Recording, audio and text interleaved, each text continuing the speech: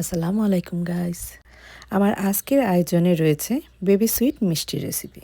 যে কোনো dessert ডেকোরেশনে specially জর্দা রাইসে বেবি সুইট মিষ্টি ছাড়া যেন অসম্পূর্ণই থেকে যায়। কিভাবে 1 কাপ গুঁড়ো দুধ দিয়ে ও একই ডো দিয়ে 2 ধরনের বেবি সুইট মিষ্টি তৈরি করা যায় তাই শেয়ার করব। প্রথমে একটি মিক্সিং বোলে নিয়ে নিচ্ছি 1 কাপ ফুল ক্রিম গুঁড়ো দুধ। এর মধ্যে দিয়ে দেব 1 টেবিল স্পুন পরিমাণ সুজি। সুজিটা আমি কাঁচাই নিয়েছি।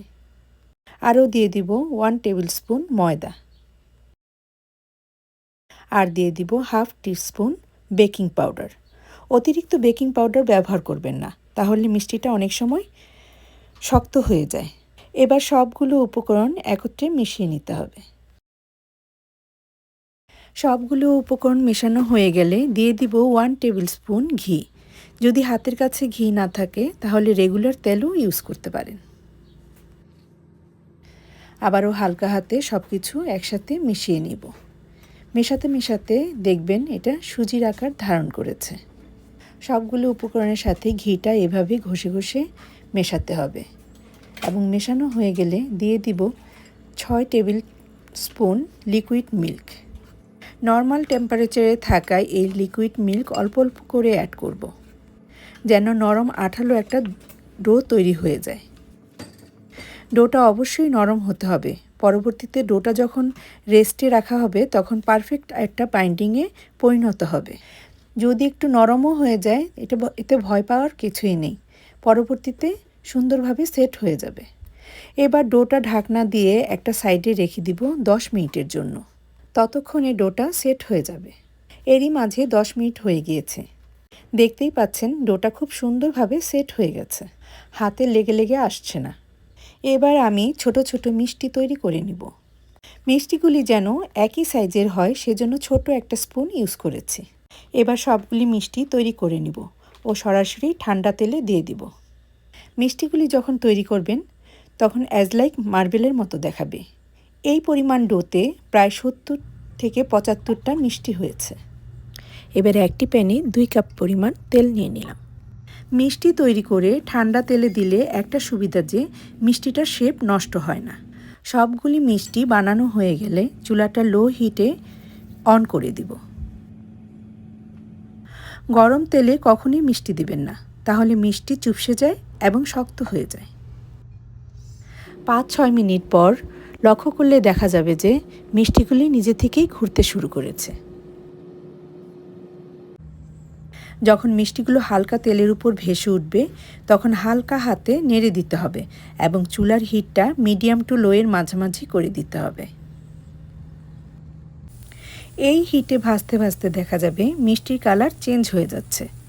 কালার চেঞ্জ হয়ে গেলে যখনই হালকা ব্রাউন হয়ে আসবে তখনই কিছু মিষ্টি উঠিয়ে রাখতে হবে এবং চুলার হিটটা মিডিয়াম করে বাকি মিষ্টিগুলি ভেজে নিতে হবে।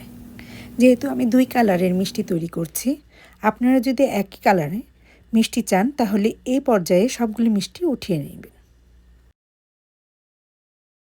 দ্বিতীয় ব্যাচের মিষ্টিগুলি অতিরিক্ত কালচে কালার না করে আপনার পছন্দ মতো রং আসলেই নামিয়ে নেবেন।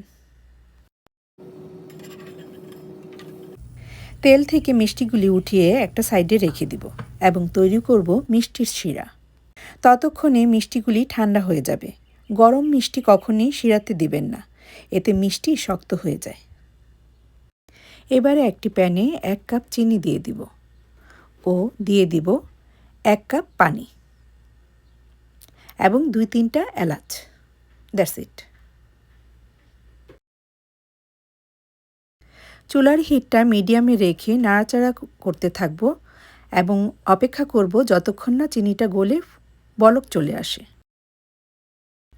যখনই চিনিটা গলে পানিটা ফুটে উঠবে তখন বুঝতে হবে শিরা রেডি। এটাকে আর ঘন করা যাবে না। এবারে এই গরম শিরার মধ্যে দিয়ে দিব হালকা ঠান্ডা থাকা মিষ্টিগুলি। এবার শিরার মধ্যে মিষ্টিগুলি মিশিয়ে ঢাকনা দিয়ে মিডিয়াম টু লোয়ের মাঝামাঝি রেখে মিষ্টিগুলি জাল করব এবং চেষ্টা করব ঢাকনাটা না খোলার জন্য। 10 মিনিট পর ঢাকনা খুললেই দেখা যাবে মিষ্টিগুলির সাইজে আরেকটু বড় হয়ে গিয়েছে। আর যেই শিরাটুকু দেখছেন সেটা চুলা থেকে নামিয়ে মিষ্টি ঠান্ডা হয়ে গেলেই শিরাগুলো মিষ্টির মধ্যে ঢুকে যাবে। সো আমরা আর মিষ্টি শিরাটা টানাবো না। এবার ঢাকনা দিয়ে মিষ্টিগুলো চুলা থেকে নামিয়ে নিব এবং নর্মাল তাপমাত্রায় রেখে ঠান্ডা করে নিব। 2 থেকে 3 ঘন্টা পর মিষ্টিগুলির এই অবস্থা হয়েছে। দেখে বুঝতেই পারছেন কতটা সফট হয়েছে। যখন ওভারনাইট রেখে দিব মিষ্টিগুলি, তখন সম্পূর্ণ শিরাগুলি মিষ্টির ভিতরে ঢুকে যাবে।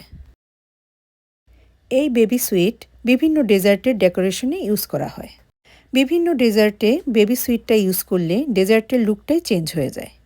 এটি আপনি যে কোনো অনুষ্ঠানে 1 সপ্তাহ আগে তৈরি করে রেখে দিতে পারেন ফ্রিজে। যে কোনো অনুষ্ঠানে ডেজার্টে সুন্দর একটা লুক আনার জন্য এই বেবি সুইট তৈরি করুন ও পরিবারের সাথে শেয়ার ও এনজয় করুন। এই আকর্ষণীয় বেবি সুইটের মতো সকলের জীবন সুন্দর হয়ে উঠুক, এই কামনা করে এখানেই বিদায় নিচ্ছি। ভালো থাকুন, সুস্থ থাকুন। আল্লাহ হাফেজ।